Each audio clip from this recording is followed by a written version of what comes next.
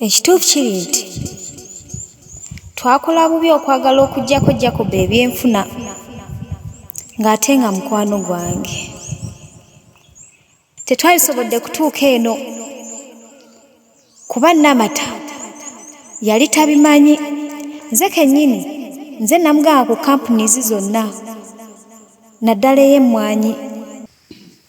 Kaakati nnyabo tutuuseewa? Bannange ngonjakiddemu nnyo. Tuli ku kitutuuseewa? Akasigiri ka kyenyo nanja. Sizze wano okuteesa. Lindako kati wenkubuuza tutuuseewa ku kyaki? Nga tutuuseewa ku lwaki kiki otamanyi? Kiki otamanyi Namata?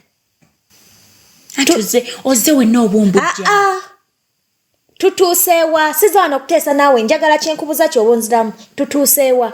Era nti bingi bye twogerako kati simanyi ky'otegeeza. Ku bya Jacob. Kambuuze muveeyo ne Rwina mulina bye mwogeddeko n'olyoka ojja ombamukireko. Namata nga wenkugambye musize kuteesa njagala ombuulire tutuuseewa ku ddiru gye tulimu etuuseewa tuli ku kikati oyimiridde otya? Nankya kiki mutamanyi? Madde manyi buli kyentuukako nkibagamba. Kiki esitabagamba? Kati tuli ku kyanti?